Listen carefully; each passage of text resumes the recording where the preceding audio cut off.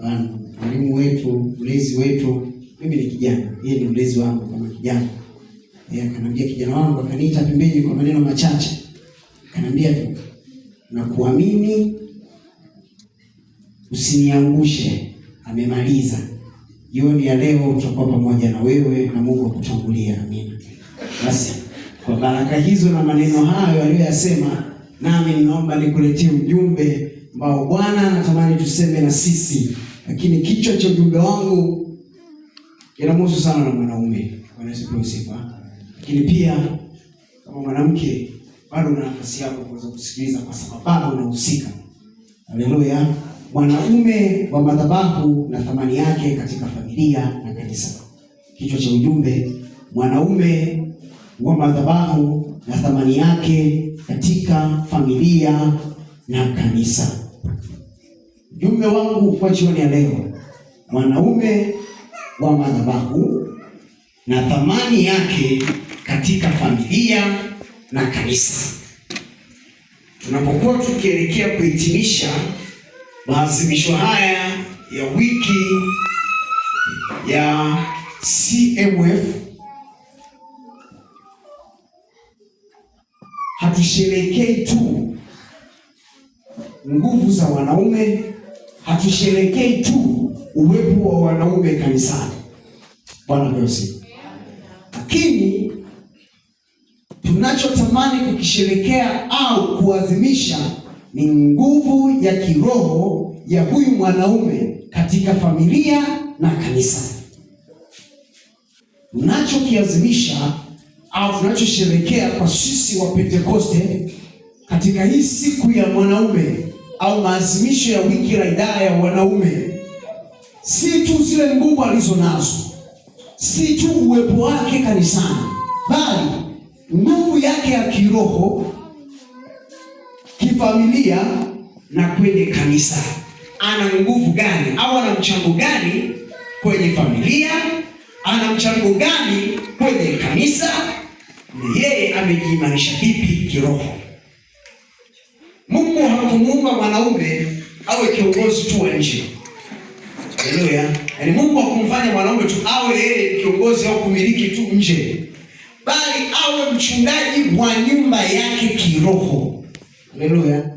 Yaani mwanaume ni mchungaji asienda kusomea uchungaji kwenye chuo kile vya kupata makanisa.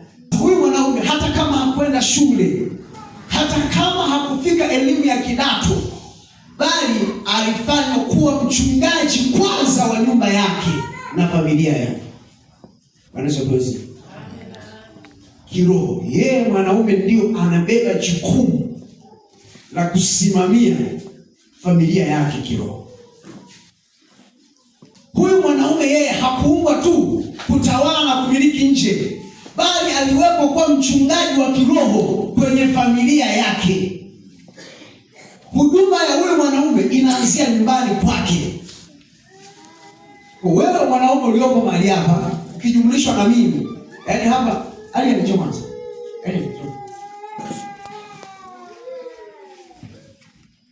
Sinamwona huyu aliyenialipo hapa. Huyu ni mchungaji wa familia yake kiroho. Sasa huyu anaandaliwa kuwa mchungaji wa familia yake nini? Kiroho. Ndio maana sasa anaanza kulelewa kutoka kwenye darasa la watoto, anafundishwa wokovu. Akitoka kwenye darasa la watoto, mwalimu wa watoto anatutupia pale juu vijana, anaambia jamani, huyu ni chipukizi sasa, mnaweza mkamchukua muendelee na mafundisho. Fika pale atafundishwa. Pale kwenye vijana atafundishwa semina za uchumba na mahusiano, atafundishwa vitu tofauti pale. Akishatoka pale anakuwa ameiva sasa. Akili yake inawaza kwamba mimi ninaenda kuwa baba, ninapaswa kuwa 1, 2, 3. Akitoka pale kwenye vijana, anafika kwa msamba, anaanza kuelekeza majukumu sasa. Kwamba ukishakuwa baba, lazima ufanye 1, 2, 3 hivi na hivi na hivi. Kwenye ripoti alikuwa anasema mwenyekiti hapa kwamba madhumuni mojawapo ni kumfanya huyu mwanaume atambue majukumu yake kwenye familia, aweze kuisimamia familia yake. Kwa huyu anaanza kufundishwa tangia hapa alipo. Kwa huyu anaandaliwa kuanzia sasa. Haleluya. Ni neema kubwa sana kwa mtu anayekuja katika maisha ya wokovu, kwa sababu vitu vingi anaanza kujifunza akiwa bado mdogo. Asante Mungu. Haleluya.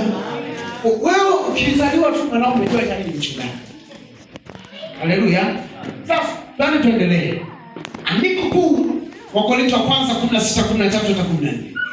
Wakorintho wa kwanza ile sura ya 16 ule mstari wa 13 hata ule mstari wa 14. Wakorintho wa kwanza ile sura ya 16 mstari wa 13 hata mstari wa 14, Biblia inasema, kisheni simameni imara katika imani, fanyeni kiume mkawe hodari, mambo yenu yote yatendeke katika upendo. Tunamzungumzia mwanaume wa madhabahu na thamani yake katika familia na kanisa. Kwamba kesheni simameni imara katika imani, fanyeni kiume mkawe hodari. Kwamba Biblia inataka huyu mwanaume sasa akesh asimame awe hodari. Hodari katika nini? Hodari katika ngumi? Hodari katika kumpiga mke? Hodari katika kufanyaje? Hapana, si ndio? Hodari katika imani, akisimamia familia yake vema. Baba akaendelea, fanya kiume mkawe hodari. Hodari katika kuzalisha vitu vitakavyoisaidia familia yake na katika kanisa. Haleluya. Sikiliza nikwambie ndugu yangu, mwanaume haujaumbwa kuwa ATM ya kanisa. Haleluya. Mwanaume hujaumbwa kuwa ATM ya kanisa. Ina maana gani? Wako wanaume wengi masuala ya ibada kwao ni ya kudonoa. Tena hawahitaji sana masuala ya ibada. Wewe mpigie simu, tuna ujenzi wa kanisa hapa, mchango ni 3,300. 3,300 mitatoa 5,000. Akitoa 5,000 kanisa halimuoni. Yeye amefanya ni ATM. Mimi wanipigie simu, mimi nitafanya. Nimesema kuna ujenzi, mimi nitashusha mawe trip 6. Ninaamini tutadumu kumwombea yule. Si ndio? Lakini kumbuka, tumesahau nafasi ya roho yake. Tumesahau umuhimu wake kuwepo ibadani. Kutoa mchango tu haimaanishi kufika mbinguni. Wenda huko na wewe mwanamke mahali hapa, wewe unawaza tu kwamba ngoja niende nikatafute hela, wakiniambia mchango nitatoa, ni masuala ya ibada wanipumzishe Bwana. Ibada ndio kitu gani? Iko nafasi muhimu sana kwako kuhudhuria ibada. Liko kusudi la Mungu, ndio maana tukawekwa kuwa na ibada. Kushiriki katika utumishi ni wajibu wako, ila ibada ni jukumu lako la kila siku. Bwana Yesu apewe sifa. Yaani ibada ni kama sheria.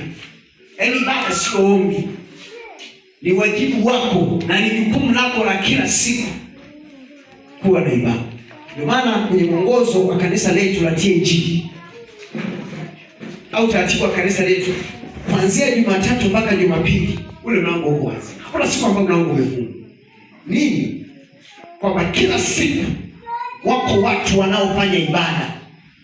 Kila siku wako watu wanaomwitia Bwana hapa. Hasa utajiuliza, kuna mtiririko wa maombi hapa ya mnyororo kila wiki. Yaani kila siku. Haupo kwenye maombi kanisani ukanyage. Maana yake huji kwenye ibada. Wewe sio mwimba sifa. Hapo kwenye mlango huwezi kuingia. Wewe sio kijana. Na wewe ulikuwa ni kijana lakini ukakimbia kwenye kijana. Haujui upande gani? Jumanne ufiki. Jumatano nasema hizo ni ibada za wachache. Waendaji wale ambao hawana mambo mengi. Haufiki. Alhamisi kwa wamama ukakimbia. Haupo. Haujulikani uko upande gani? Hapa uingii. Ijumaa siku ya maombi haupo kanisani. Jumamosi mimi siimbi kwaya, siimbi sifa, nenda kufanya nini? Unakuja Jumapili na yenyewe kuchelewa saa 4:30 hivi. Unasema ngoja niende kanisani sasa. Umepaka zako kama ni mwanamke, umepaka zako na ile poda sio na nini vizuri, umelambisha na nywele safi kabisa, unasema ngoja niende kanisani sasa. Unaingia kwa kuchelewa. Unataka na kiti pale ambako hajakaliwa na mtu, siku basi amesahau kusema jamani tusogezane tukae kiti cha mbele. Na kiatu chako kirefu. Kila mtu apone unafika huko mbele. Wanaume zangu na mimi leo nijaribu kutafuta ripoti la suti. Aniwekea leo wanaume watavaa makoti ya suti wengi. Na watavaa wengi suti. Na mimi nikajaribu nitafute la kwangu. Nije na mimi unachelewa, unanyosha moja kwa moja. Mimi ndiye baba. Mimi ndio mwanaume. Unafaa kuchelewa kwamba wakuone ulipoingia. Haiko na maana hiyo. Ibada ni jukumu lako. Haleluya. Uwe shujaa. Sizungumzi tu na mwanaume, nazungumza na kanisa. Kuwa shujaa katika mambo yote. Haleluya.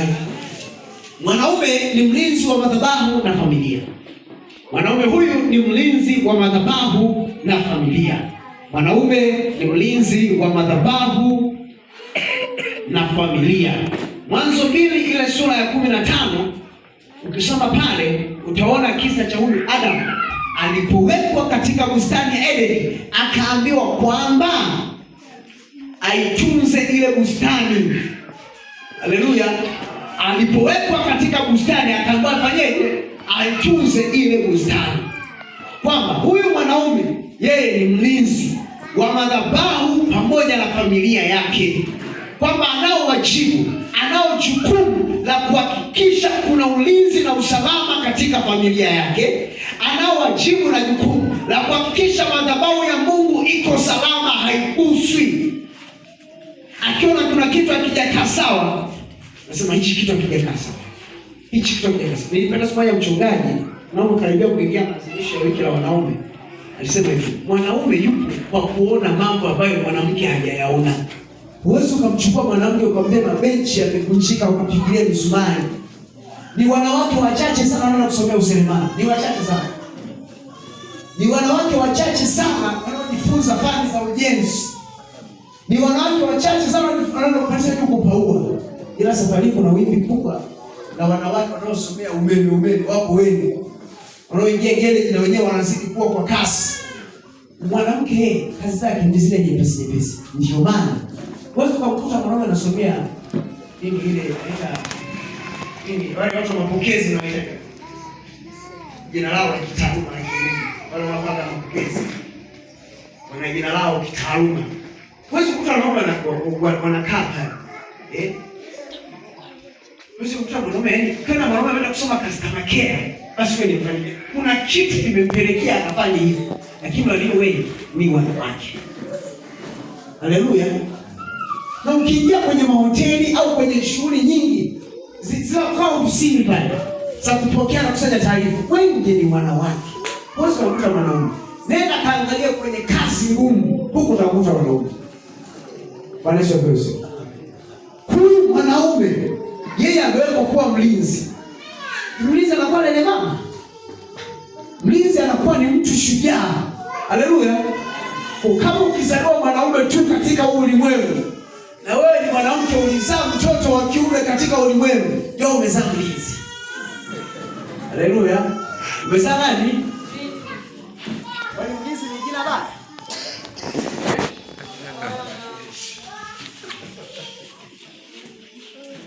Mlinzi sio jina baya. Ni Kiswahili tu ambacho kinaleta tafsiri kwamba huyu anahakikisha usalama. Awe ni mwanajeshi, ni mlinzi wa taifa.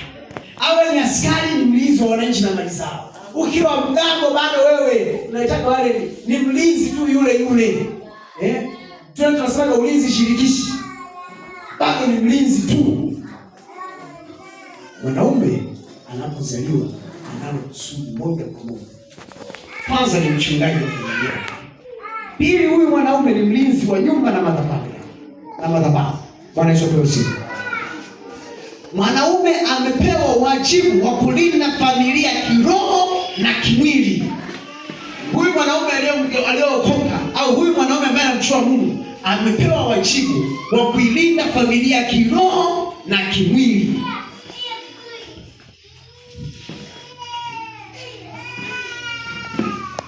Naweza kufika wakati mimi kuna wakati sisi hatusali naye hapa. Ila ikifika wakati anakuuliza mpaka sasa hivi kwa nyumbani usifanye kwenda ibadani. Anakuuliza unashangaa nini mpaka sasa hivi? Si muda kabisa umefika huko. Bwana baba sasa uko hapa hivi. Nimechelewa, fungua za pikipiki hizi hapa chukua nenda wapi? Kanisani. Wakati mwingine anakuamsha kabisa. Muda kanisani hujafika. Anakuhimiza kwamba bado ile nafasi yake haijapotea, kwamba kuhakikisha usalama akiona nini?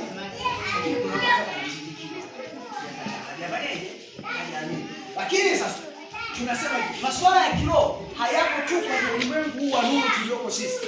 Hata walioko gizani nao wenyewe wanafanyaje? Wana masuala ya kiroho. Mimi sipendi kwenye somo la asubuhi. Lakini katika lipitia ile somo, Paulo anasema sehemu moja, nilipita nikiona madhabahu yameandikwa kwa Mungu asiyejulikana. Kwa Mungu asiyefanyaje?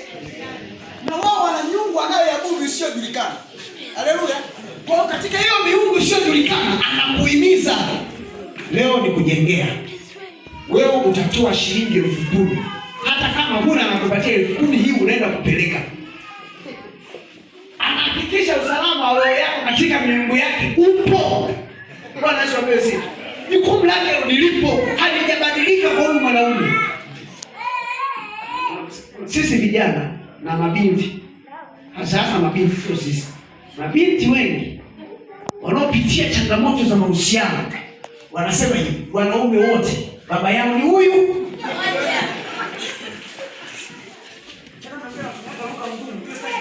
Tuna watoto. Sio wakakalio wakaanza kuwalia kwa wanaume na kaka zao.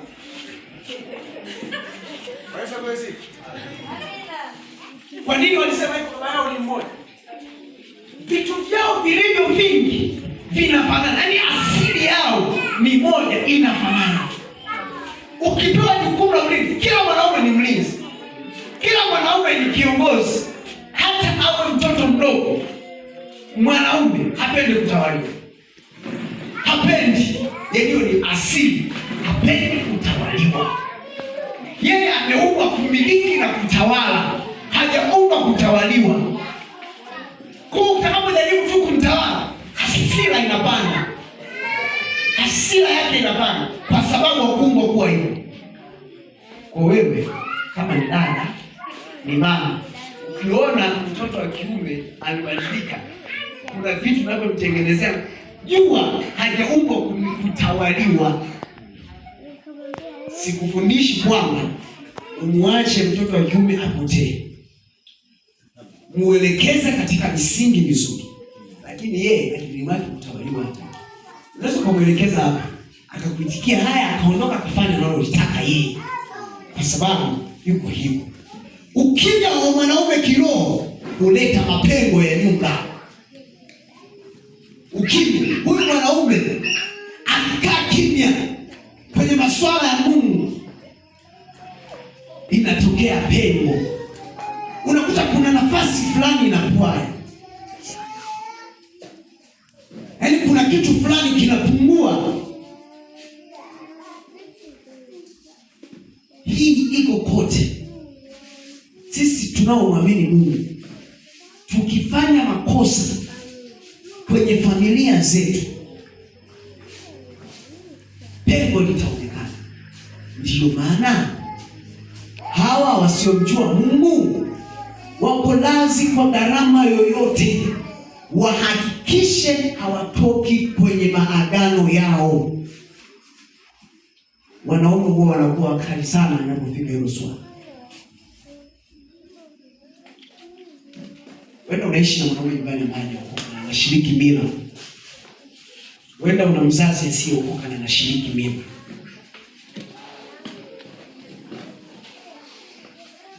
Wewe ulipitia changamoto nyingi sana alipokutaka uhusike kwenye hizo mila. Wewe ulipitia changamoto nyingi sana, kwa sababu hataki kuonekana yeye mzee. Haleluya. Anaweza basi wewe kwa sababu umeokoka, toa tu mchango, mimi nitaenda, wewe ubaki. Ule mchango unaotoa umefungamanishwa na yeye. Haleluya. Yeye anachojali ni kuongoza, kwamba tumekubaliana tunafanya 1, 2, 3. Hataki kupindisha. Haleluya. Familia inahitaji mwanaume anayesimama kwenye maombi. Familia inahitaji mwanaume anayesimama kwenye maombi. Unaweza kuuliza, bwana Biblia inasema wako watu wanaoomboleza. Bwana kusema wako watu wanaoomba. Haleluya. Wako watu wanaoomba. Soma katika Biblia. Ila tuna mahali pale pameandikwa wako watu wanaofanyaje? Waomboleza. Lakini tena pale Yesu akawaambia hivi wale kina Mariamu akamwambia hivi, msilie juu yangu, lieni juu ya waume zenu na nini? Na familia zenu. Kutaja mwanaume bali, kile mwanaume ni muombaji. Jambo moja wale wanaume tunasema hivi, mwanaume analia kwa siri. Lakini anafanyaje? Anasimama, anaumia moyoni, lakini anafanyaje? Anatabasamu. Ni shujaa wa kimya, hana makelele mengi. Huyu mwanaume anapewa sema kwamba kule kulia kwake kwa siri anaubeba mzigo wa familia yake. Unaweza usione, lakini anabeba ule mzigo kwa maumivu makubwa sana. Petro wa kwanza tukasema anaibeba familia kama mzigo wa dhahabu. Naifahamu dhahabu? Wenda tuijui thamani yake, kutamani kitu hicho kipotee. Ndivyo huyu mwanaume alivyo, anaimjua Mungu, anahakikisha familia yake ipo salama. Thamani ya huyu mwanaume huonyeshwa kwa matendo yake. Yaani thamani ya huyu mwanaume inaonyeshwa katika matendo yake, haionyeshi katika maneno. Haleluya. Yakobo 2:17 inazungumza imani bila matendo imekufa. Yakobo 2:17 kwamba huyu mwanaume thamani yake inaonekana kwenye nini? Kwenye matendo. Huyu mwanaume thamani yake inaonekana kwenye matendo. Mimi ni kijana. Mimi ni kijana. Kwenye mahusiano tusikie hivi. Vitu wanasema hivi kwenye mahusiano. Fanya jambo lolote unithibitishie kama unanipenda. Fanya jambo lolote unithibitishie kama unafanyaje? Hawaamini katika maneno. Wanaamini katika kuthibitishwa kama unafanyaje? Anaweza kusifu. Hii nimesema sisi, lakini wenda hata kwenye familia haya mambo yapo. Yaani, hebu fanya kitu basi nione kama unanipenda. Yaani fanya kitu. Kwamba nikisema tu ninakupenda haitoshi. Natamani ufanye kitu ili nione kama unafanyaje? Unanipenda. Sasa yale matendo utaona huyu kweli anajua kujali. Mtu anayekupa sana zawadi, huyu ananipenda sana. Huyu ananijali sana. Kwa sababu ninaona hapa nje anavyofanya. Sasa katika kanisa mwanaume huyu anatambulika sasa kwa uwepo wake, kuona anafanya vitu vinavyoonekana. Vitu vinavyoonekana. Tukisema sisi tulifanya usafi mkalikuta kanisa chafu, mtaamini tulifanya usafi? Hapana. Betheli kwa mshuhuda. Jana waliambiwa mna kuingia hata na chembe ya kiatu ndani. Betheli kwa anaongea uongo. Waliambiwa wanaume tumefanya usafi, mwanamke unaingia na kiatu. Si ndio? Kwa walifanya kionekana, hata wameandika kwenye ripoti yao kwamba tumefanya usafi wiki nzima. Matendo ya kule usafi yalionekana. Wanasifiwa. Ripoti imesema tumefunga vioo. Ukiangalia vioo vilivyo vingi, na kama kioo hakijafungwa, ndio kioo kilikuwa hakipiti hapo kuingia kufungwa. Unaweza kama shida. Ukiangalia kioo kinachong'aa kuliko vingine vyote. Wale wanashika tu kukuta vioo. Ila kununua vioo vya kufunga na kulipa fundi, hilo swala liweje? Ila swala la kukuta, hilo ni swala. Mwanaume yuko rasi anunue vyombo nyumbani aweke, lakini sio mwambie aoshe vyombo. Haleluya. Yuko rasi afanye hayo yote. Kuna wakati mwingine anachoka. Yuko rasi akanunue hata mashine ya kufulia nguo. Yeye anapenda mambo fulani yao yanaenda. Ukimwambia mwanamke kapeleke hizo nguo kwa dobi kule afue, utakuwa ni mwanamke fulani wa ajabu sana, si ndio? Wewe unapeleka nguo kwa dobi. Na mimi mwanaume anapeleka nguo kwa dobi. Haijakaa sawa. Thamani ya huyu mwanaume inaonekana kwa vitu anavyofanya. Kwa vitu anavyofanya. Ni asili ya mwanamke kudai kwamba natamani nione unavyotenda, unavyonipenda. Yaani ni asili yake. Kwa hiyo sasa mwanaume wa kweli huonyeshwa kwa matendo yake. Huyo mwanaume wa kweli Ubeti wa pili wanaume umesema hivi. Huyu mwanaume anapenda kwa vitendo wala sio kwa maneno. Kama mgusikia vizuri sana kwa nasema nini? Anapenda kwa vitendo wala sio kwa maneno. Msanii kama unasemaje? Aongoza kwa hekima sio kwa nini? Anapenda kwa vitendo sio kwa maneno. Kwa yale matendo yake yamebeba thamani yake. Yale maneno leo ongea mwanamke 2300 maneno ya mwanamke anakuja kusema ngapi sasa? 2500 wanawake wangekuwa wameongoza. Sababu wanaume ana maneno mengi. 1500. Ndio maana huyu mwanaume amewekwa kwenye kitu cha vitendo kwa sababu yeye kuongea sasa sio mambo yake. Waswahili tunasema sikini sio vitu vyangu. Si ndio? Waswahili sio nini? Vitu vyangu. Yeye mwambie kwa mchango shingapi? 20. Nianza kwenye wallet yake ndio 20. Mwanangu, 20,000 ya nini? Nini na nini? Hapo inakuwaje? Hebu nielekeze vizuri. Hiyo 20,000 ina hela. Kuna mchango wa kutengeneza mchungaji na nini? Mchungaji anaweza kufanya nini? Na mchango sio wajini wa kabila wa mama. Hilo kama kama tunakula pilau kila siku ya 20,000 yote hiyo. Wakati unapanga mchango hapo kwa wanaume, mwenyekiti alisema hivi. Tunahitaji kuwa na mchango.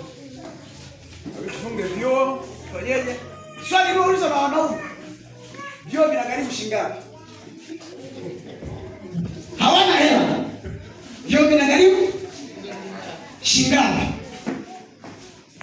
Tuko wangapi? Mchango shilingi ngapi? Sisemi mchango leo. Baka tucheki. Mchango shilingi ngapi? Hiyo haina shida. Wakaja ila stendi hatuna undani. Kaulize stendi ni shilingi ngapi? Hakuna maswali mengi. Kaulize stendi shilingi ngapi? Stendi zinafungwa. Vyoo vinafungwa. Wako hawana mambo mengi. Kuna mchango hapo. Yana baada ya mchango basi hizi mchango. Wanaume baada ya kukamilisha mchango basi tujitahidi kukamilisha tuweze kukamilisha mambo tuliokuwa tunaweza kuyapanga. Mwenyekiti ameshamaliza. Ndio sifa ya huyu mwanaume. Yeye anaenda kutenda. Haitaki maneno mengi. Haleluya. Wewe umezangu na mimi. Umezangu na mimi. Ukiona mwanaume ni mwongeaji kama mimi hapa, yule ni mwanasiasa. Yule nani? Mwanasiasa. Ongea sana na wanawake.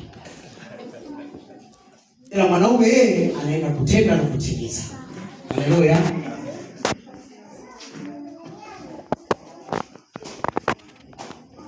Kazi, uwajibikaji, upendo na uaminifu ni alama ya mwanaume wa Mungu. Kazi, uwajibikaji, upendo na uaminifu ni alama ya mwanaume wa Mungu. Mwanaume anayeongoza kwa mfano, sio kwa makelele. Ndio wewe mzani shujaa wa kimya, hana kelele nyingi. Mwanaume hana mambo mengi ya makelele. Ndio hata kwa mzazi, mtoto akikosea, mwanaume haanzi kupiga makelele. Juzi ulikosea, jana ulikosea, na leo unakosea wewe mtoto sijui ukoje na nini. Mwanaume umekosea hapa, njoo hapa, ninakukumota fimbo, nenda, ameshamaliza. Mwanamke mama, ukikosea hapo, utasema makosa yote kuanzia uliyotenda kuanzia Januari yote kwa mwezi wa 5. Yote kuanzia mwezi wa 1 mpaka mwezi wa 5.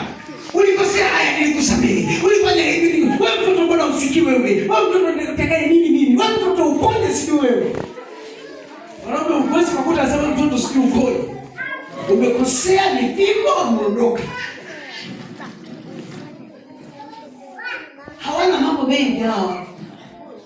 Mtu anaitwa mwanaume yeye hana mambo mengi. Bwana Yesu. Tuko pamoja? Amina. Wewe mwanamke naomba unielewe. Sio kashangaa. Wewe huko binti. Haujaingia kwenye ndoa, wewe usielewe kama nani anazungumza.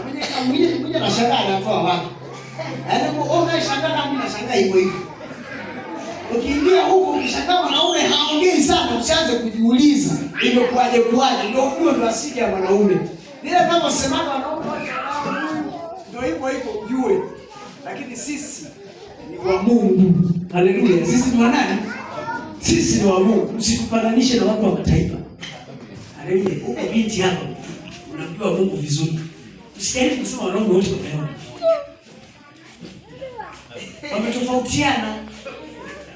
Wametofautiana hao watu, wametofautiana. Hivi sisi mkitutazama huko ndani wa mama na wabiti mdogo ndani, mkitutazama sisi wanaotoka ndani, unaona tunafanana na wale kule nje? Hatufanani. Wale wanakuta si hatu. Unasemaje baba yetu ni mmoja? Wale ndio kutambika sisi hatu wetu. Kwa sababu baba yetu ni mmoja. Sisi ni wa Mungu. Haleluya. Sisi hatufanani na hao. Kwa mseme changanya, hadi takuona ni waje kusema wao baba ni mmoja. Haleluya. Mwanaume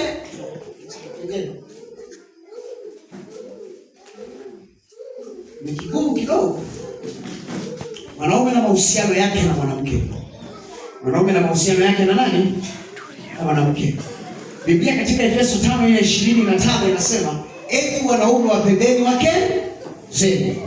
Lakini hapo mbele wanasema ni enyi wake watii nani? Waume zenu. Mwanaume ameumbwa kupenda, mwanamke ameumbwa kufanyaje? Kutii. Haleluya. Yaani anapokuwa mdogo, anapozaliwa tu yeye anajua jukumu lake ni nini. Wanasokozi. Mwanaume hawezi kuwa mkuu bila upendo. Kwenye familia hawezi kuwa mkuu bila nani? Bila upendo. Tumesema anaongoza kwa hekima. Sio kwa nini? Kwa mabavu. Tukija kwenye sehemu ya mabavu, tunamaanisha kwamba hawezi kusimama yeye kama mwanaume kwa ule upendo ambao Mungu amempa kupenda, bila kutumia nguvu, bila kutumia fimbo, bila kutumia matusi. Haleluya. Wapo wanawake ambao wanawatii waume zao kwa sababu asipomtii anajua kitakachofuata hapa ni ngumi, kitakachofuata hapa kwenda kujitazamia nyumbani. Anaamua kutii ili asipate sifa ya kuchafuliwa kwamba akajitazamia wapi? Nyumbani. Anaamua kutii tu ili asende kujitazamia. Lakini haya yote yatasababishwa na mwanaume asiyokuwa na upendo anayeongoza familia yake kwa kutumia mabavu. Kwa mwanaume mwenzangu, sisi tumeumbwa kwa upendo. Sisi ndio tunatakiwa kupenda. Sisi ndio tunatakiwa kuonyesha upendo kwa familia zetu na wake zetu. Mimi sina mtu. Nitakapokuwa nimeoa, inabidi nionyeshe upendo kwenye familia yangu na mke wangu. Sasa haya maswala tunaongea hapa baba na mama kiasi hapa tunamsamba. Nisekeni pale kwa hiyo. Hao ndio maswala tunayofanya. Wao kwa wingi zaidi. Mwanamke ameumbwa kuwa msaada, sio mpinzani. Unajua kuna mambo mengi sana kwenye familia yanaenda kombo au yanaenda mrama au yanaanguka kwa sababu mwanamke anataka kushindana na mwanaume. Mwanamke anataka kushindana na nani? Siku hiyo unakutukana, wewe unaanza kujiuliza, huyu mwanaume siku hizi amebadilika mbaya au ndio kurejea pale baba yao ni mmoja. Kumbe ulianza kwa kukosea, kwa kutaka kushindana nani? Jamani, sisi wa Pentecost ile 50-50 unayoitaka, ile 50 kwa 50, nyinyi kwenu haipo. Unataka kujua hiyo. Usijaribu kutafuta hayo mambo. Ukijaribu kutafuta haya mambo ya 50 kwa 50, leo hii mwanaume akiacha 10,000 ya mboga, kesho ndio mwanamke utoe 10,000 ya mboga pale mezani. Sawa? Leo hii mwanamke akienda kulima bustani ya mboga na mwanaume anabidi kalime bustani ya mboga. Leo hii mimi nikienda kujenga na wewe kesho uje ujenge. Sawa? Unaelewana? Amen. Leo hii hapa kama vitu gawani, 50 kwa 50, madirisha yako yanalingana. Ili kanisa madirisha yako sawa, japo yamekaa. Madirisha yanafanyaje? Yanalingana. Upande huu wanaokaa wanaume wazidi waweke madirisha yao wenyewe. Watengeneze. Upande wanaokaa wanawake watengeneze. Si ndio? 50 kwa tunafanya tasmini. Viti. Ya upande huu utakavyovunjika. Wanaume wafanyaje? Wanunue. Na kwa upande wako kama mvunjika wanapa nini? Wanunue. Vya hapa katikati, wa huku na wa huku wanachangiana kununua vya hapa. Sindio? Wanasifiwe. 50 kwa? Wewe uliokoka hiyo 50 na 50, achana nayo itakupoteza. Wenda ikavunja ndoa yako. Wenda ikaharibu mahusiano yako. Haleluya. Hiyo iache. Wewe jua tu huyu mwanaume ameumbwa kuwa juu. Ndio maana nilisema mwanzoni, mwanaume yoyote hajawahi taka kutawaliwa. Wanawake tunafanya tunaweza. Unaona? Lakini bado hapo kwenye kusema tunaweza, wanakamsema kwamba wanawake tukiwezeshwa tunaweza. Kwa nini usisimame sasa mimi ninaweza? Mpaka utake hivi wanawake sisi tukiwezeshwa tunafanyaje? Tunaweza. Yaani usipowezeshwa maana yake huwezi kwenda mwenyewe. Nataka ufanyaje? Uwezeshwe. Mwanamke jua umeumbwa wewe kuwa katika hiyo nafasi uliyopo. Haleluya. Mwanaume anayemheshimu mke wake anaijenga familia yake kuwa na amani. Mwanaume wa madhabahu ni mwanaume wa maombi. Mwanaume wa madhabahu ni mwanaume wa maombi. Wathesalonike ile sura ya kwanza, Wathesalonike wa kwanza 5:17 inasema ombeni bila kukoma. Wathesalonike ile wa kwanza sura ya 5 na mstari wa 17. Mwanaume huyu wa madhabahuni au mwanaume huyu anayemjua Mungu au mwanaume huyu aliyeokoka, yeye husimama kwenye maombi. Hasimami kupigana, hasimami kubishana kwa maneno. Anasimama kwenye nini? Kwenye maombi. Maombi ndiyo silaha ya uongozi wa kweli. Maombi ndiyo silaha ya uongozi wa kweli. Maombi peke yake ndio silaha ya uongozi wa nini? Wa kweli.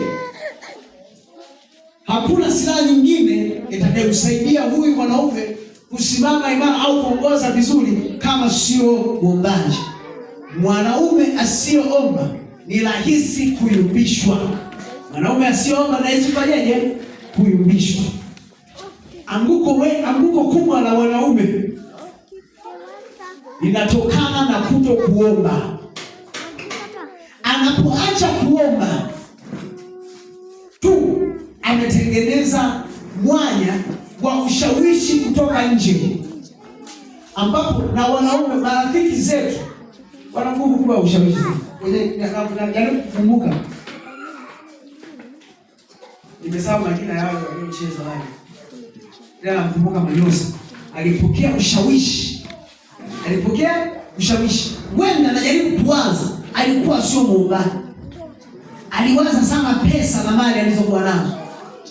Aliacha nafasi ya kuomba. Akakubali kushawishika. Ngoja kwanza nikafanya 1 2 3 nitarudi. Alipotengeneza ule mwanya, akajikuta amepoteza zaidi. Kwa mwanaume anapoacha nafasi yake ya kuomba, ndipo nafasi hiyo kubwa anayopoteza na kuanguka zaidi. Na anguko la mwanaume huwa ni kubwa mno kuliko la mwanamke. Yaani mwanaume anapodondoka wote wanastaajabu. Angalia, fanya tathmini. Wanaulizwa unafanya unaokoka? Yaani wanaume wanaulizwa maswali fulani ya mitego mingi. Na wanaume ndio wanaoongoza kwa kupewa muda wa kudumu kwenye wokovu. Labda nianze mimi, naomba uweze mimi wanaume. Najua hamwezi kupazika. Walimu walipookoka kwa kupewa muda. Ulipewa. Thomas. Yaani hakuna hata mmoja tunakupa wewe unakuwa fulani miezi 2 hivi. Thomas anasema wewe na kumfikishia. Ni baadaye anasema alipewa. Mimi pia wakati naona jana tunakupa wewe unakuwa kijana unakupa miezi 3 hivi. Ilipofika miezi 3 akasema ukichagua mwaka haingia 2016 tarehe 25 mwezi wa 10. Ndio mwaka ngapi? 2026. Miaka mingi na kimbi. Au unajua nani anakuwa muda wa kusoma kwenye wokovu? Mwanamke kuokoka ni jambo jepesi sana na kuacha ni jambo jepesi sana.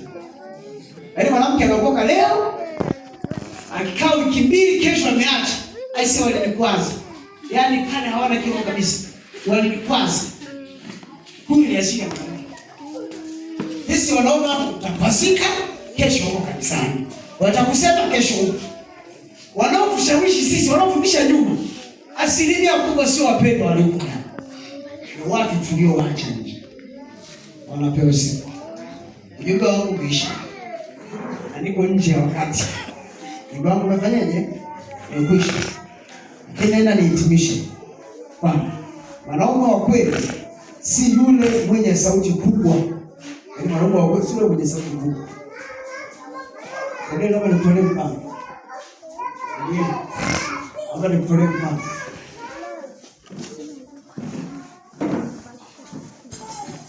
Zeke.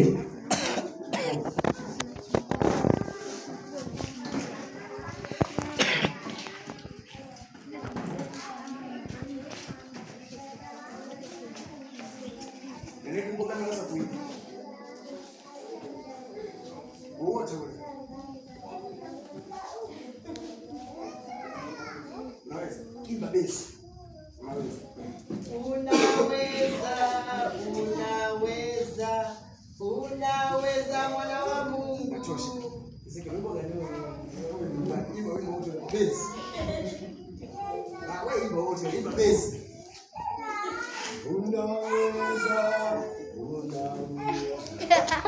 Inatosha. Najua mmesikia. Nimeweza kuona utofauti wa Danieli na nani? Na Ezekieli. Bezi imetoka kidogo. Huyu mwenzangu na mimi kama hivi hamna bezi. Je, unaweza ukasema huyu sio mwanaume? Utakuta wewe ni mwanamke? Wakati ni mwanaume? Mwanaume wa kweli si yule mwenye sauti kubwa. Wanaume sio mwenye sauti nini? Kubwa. Sawa jamani? Bali yule anayeongoza kwa upendo, anayesimama kiroho, anajenga familia na kanisa, huyo ndio tunamuita mwanaume wa kweli. Haleluya. Anaongoza kwa nini?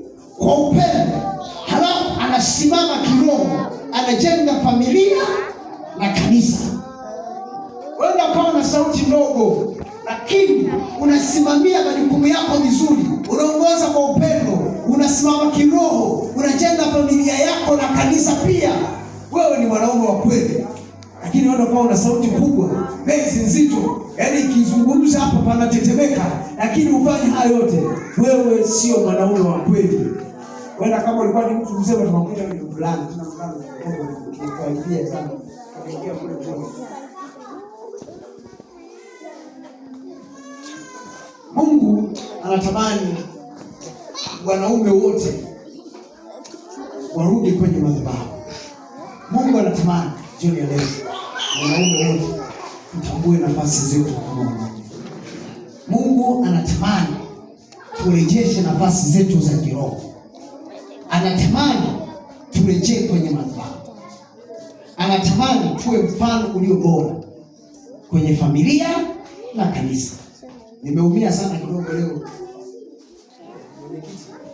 Tunataja kauli yetu. Tunakumbuka nje yetu kuna mfano wa Mungu, ndani yetu kuna utukufu wake. Nje yetu kuna mfano wa Mungu, ndani yetu kuna utukufu wake. CMF kuna Mungu, ndani yetu kuna utukufu. Sisi mwanaume mkitutazama nje ni mfano wa Mungu, halafu ndani tumebeba utukufu wa Mungu. Haleluya. Wanaume wa madhabahu ni nguzo ya familia na nguvu ya kanisa. Mungu awabariki kwa kunisikiliza. Bila shaka mwenyekiti wangu sijakukosea. Sijaenda tofauti na ulivyotaka na ulivyoniamini, na Mungu ameniamini na wewe uliniamini. Mimi nimefikia tamati hapa, naomba nikukaribisha.